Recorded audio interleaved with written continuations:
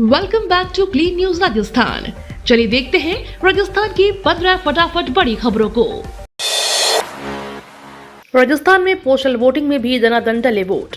राजस्थान विधानसभा चुनाव 2023 में आवश्यक सेवाओं से जुड़े मतदाताओं के लिए पोस्टल वोटिंग सेंटर में मतदान शुरू हो चुका है। पहले दिन आवश्यक सेवाओं के मतदाताओं की ओर से प्रदेश भर में 1218 वोट डाले गए। इस बार पहली बार पत्रकारों को भी पोस्टल बैलेट की सुविधा दी गई है। मुख्य निर्वाचन अधिकारी प्रवीण गुप्ता ने बताया कि प्रदेश में आवश्यक सेवाओं के लिए कुल 6491 पोस्टल बैलेट तैयार किए हैं।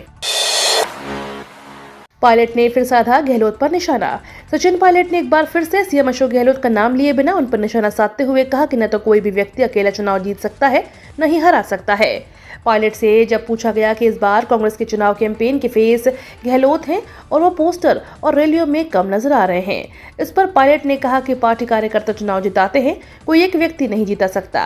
पायलट ने कहा कि पिछली बार कार्यकर्ताओं के साथ उन्होंने लाठियां खाई, तब जाकर सरकार बनी थी। सीएम योगी ने कहा, राजस्थान सरकार ने रामनवमी पर कर्फ्यू लगाया, यूपी में कांवड़ यात्रा पर तिनका नहीं हिलता। उत्तर प्रदेश के मुख्यमंत्री योगी आदित्यनाथ की राजस्थान के चुनावी समर में निरंतर ताबड़तोड़ रैलियां हो रही हैं।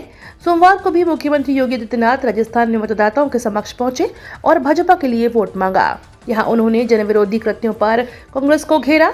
बोले कि राजस्थान सरकार रामनवमी पर कर्फ्यू लगाती है, लेकिन यूपी में 4 करोड़ लोगों की कांवड़ यात्रा निकलती है और तिनका तक नहीं हिलता।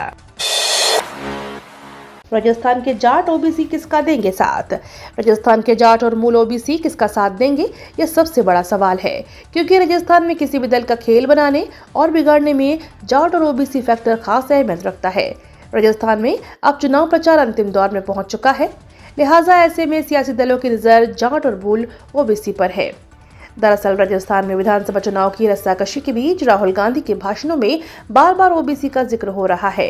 राहुल ओबीसी को साथ कर फिर से सरकार रिपीट करना चाहते हैं, तो वही हनुमान बेनीवाल को भी पॉलिटिक्स जाट और ओबीसी के भरोसे ही अधिक से अधिक परचम लहराने की है। हालांकि इस बेहद रोमांचक चुनाव में अब तक जाट और मूल ओबीसी समुदाय ने अपने पत्ते नहीं खोले हैं। राजस्थान में वोटिंग से ठीक 5 दिन पहले पीएम मोदी ने फूंका मंत्र।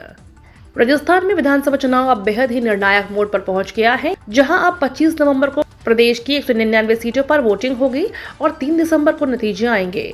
लेकिन उससे ठीक पहले जनता का मन बदलने के लिए नेताओं की टोली शहर शहर सभा और रैली कर रही है।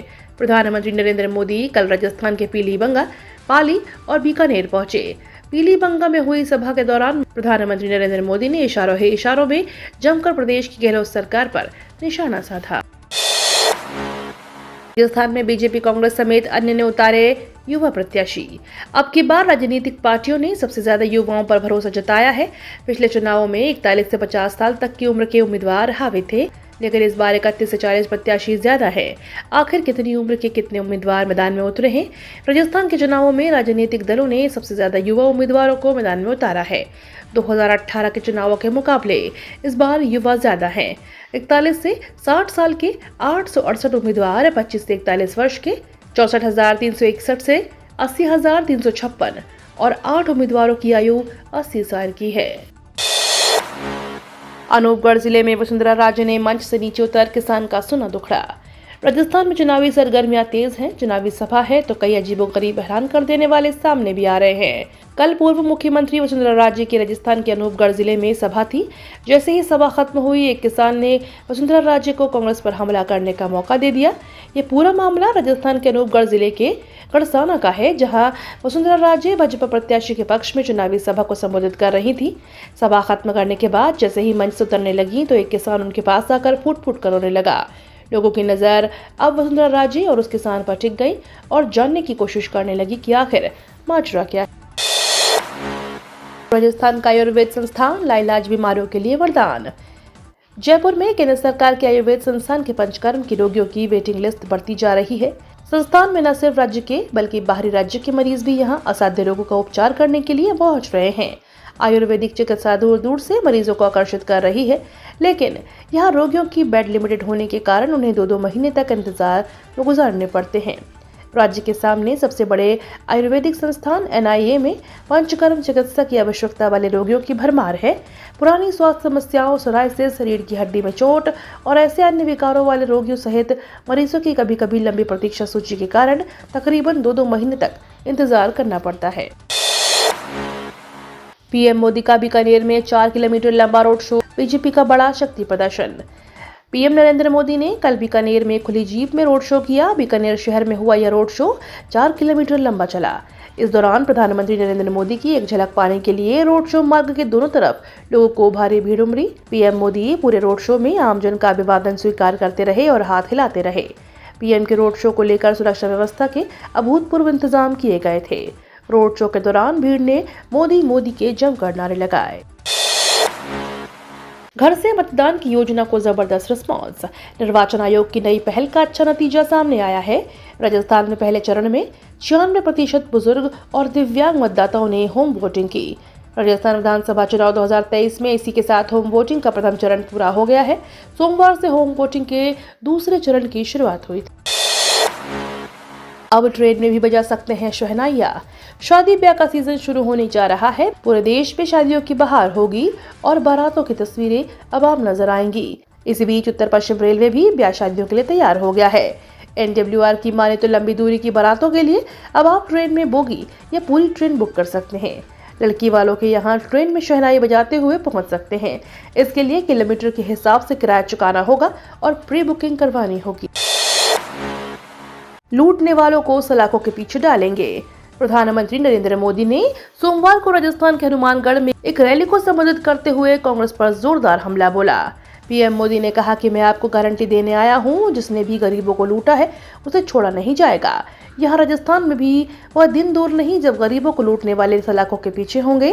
राजस्थान बीजेपी ने किसानों से MSP पर फसल खरीदने का फैसला किया है। भाजपा सरकार बनने पर बोनस भी दिया जाएगा।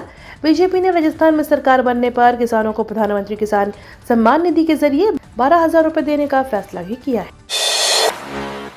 सहारा में फंसे पैसों पर बड़ा अपडेट। सहारा और CB रिफंड अकाउंट में 25,000 करोड़ रुपए पड़े हैं, लेकिन बीते 11 सालों में मुश्किल से कोई दावेदार सामने आया है। ऐसे में केंद्र सरकार इस अनक्लेम्ड फंड को कंसोलिडेट फंड ऑफ इंडिया में ट्रांसफर करने का विचार कर रही है। इसके बाद इस पैसे को पब्लिक वेलफेयर के लिए इस्तेमाल किया जाएगा। हालांकि दावा करने वाले निवेशकों को रिफंड मिलने का भी प्रावधान होगा। राजस्थान में बीजेपी ने कांग्रेस को बताया महिला विरोधी। राजस्थान विधानसभा चुनाव में इस बार महिलाओं के खिलाफ हो रहे अपराध का मुद्दा काफी चर्चा में रहा। बीजेपी लगातार कांग्रेस को राज्य में महिलाओं के खिलाफ अपराध बढ़ने के लिए जिम्मेदार ठहरा रही है। इसी बीच अब कांग्रेस नेता सुप्रिया श्रीनेत ने इन आरोपों को जवाब दिया है। उन्होंने आंकड़ों के साथ बीजेपी के आरोपों का जवाब देते हुए कहा, आंकड़े सच बोलते हैं और बीजेपी आज तक आंकड़ों को झुठला नहीं पाई है।